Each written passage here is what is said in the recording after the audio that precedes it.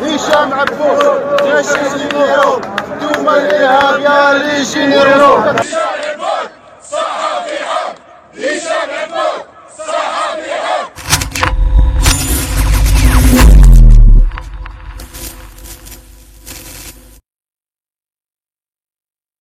Le 13 janvier, le directeur général de la sécurité extérieure française est en pleine crise diplomatique entre la France et l'Algérie. Il s'est rendu à Alger. Chose qui est tout à fait normale parce que quand il y a crise, on déblaye le terrain pour les politiques en secret et par les services secrets qui arrivent toujours à s'entendre et parce que on sait très bien que ça risque les contradictions, tout ce qui va pas ne risque pas de sortir dans les médias parce que c'est entre services secrets qu'on négocie et qu'on dialogue. Monsieur Nicolas Lernet s'est déplacé à Alger après qu'il y ait eu un accord entre le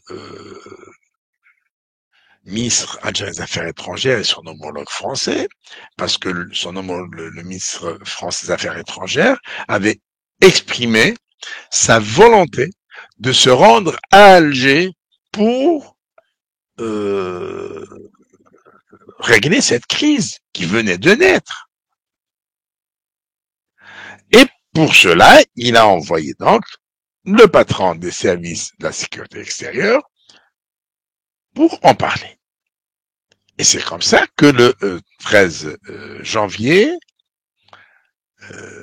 monsieur Nicolas Lernet a débarqué à Alger.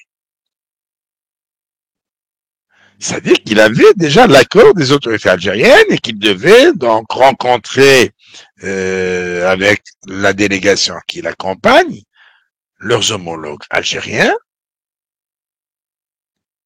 et surprise à Alger. Arrivé vers les coups de 9h30, 10h, parce que d'après le groupe de transport, d'après un internaute, aujourd'hui on peut suivre n'importe quel vol sur Internet.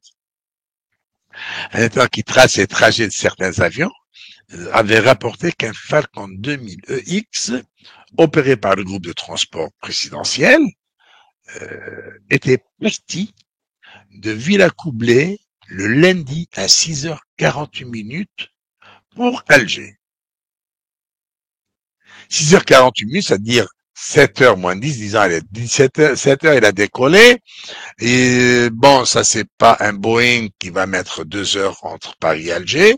Il va mettre, disons, 2h30. 7h, il arrive 9h30, 10h moins quart. Normalement, on ne repart pas, on ne quitte pas Alger, on ne rentre pas en France en décollant à 11h54. C'est-à-dire 2h30 de temps hein, plus tard, ce qui n'est pas normal. Or, toujours selon cet internaute, l'avion était reparti à 11h54.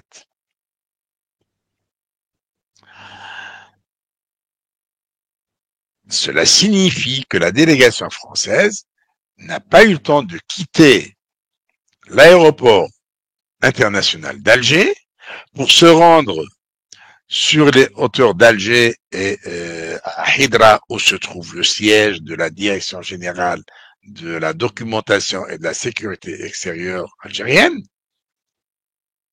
Parce que déjà, le trajet, c'est 1 heure. À l'aller, 1 heure au retour. Avec la circulation, etc., ça prend 1 heure à l'aller et au retour. Donc, il n'y a pas eu, la délégation française n'a pas quitté l'aéroport. Et on va pas dire qu'il y a eu dialogue ou discussion ou négociation à l'aéroport. Non, ce n'est pas possible. Il y a eu une fin de non-recevoir de la part des Algériens qui ont dit non, on a un programme chargé, on a ceci, on a cela. Voilà quand je parle de lâcheté. Ce sont des lâches. Ils n'ont pas le courage de dire on ne veut pas dialoguer. Un. Deuxièmement, il n'y a pas d'homogénéité chez les décideurs algériens. Les uns disent ok, que le patron de la sécurité extérieure française vienne, il est le bienvenu, on va discuter. Et une fois arrivé, il y a un autre groupe qui dit non, on ne dialogue pas et il n'a pas à venir.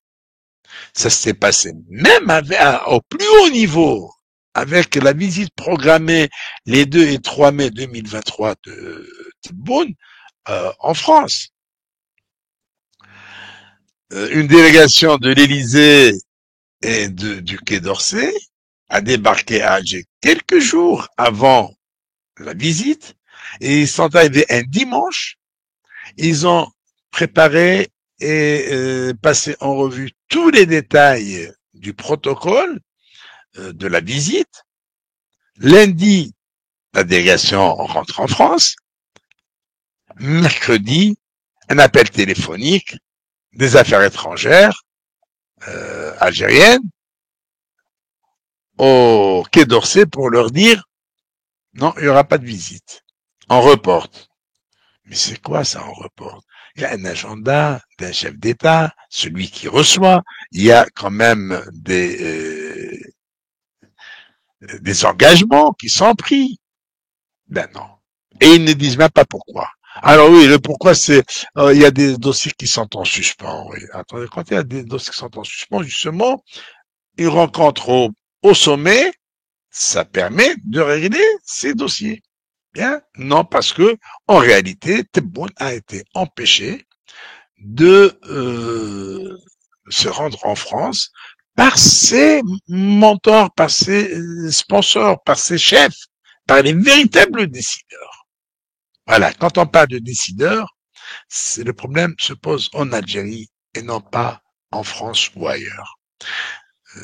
Alors, on va parler justement de cette histoire de décideurs, de véritables décideurs, et de ce qui s'était dit au cours de la réunion du HCS, après le jingle.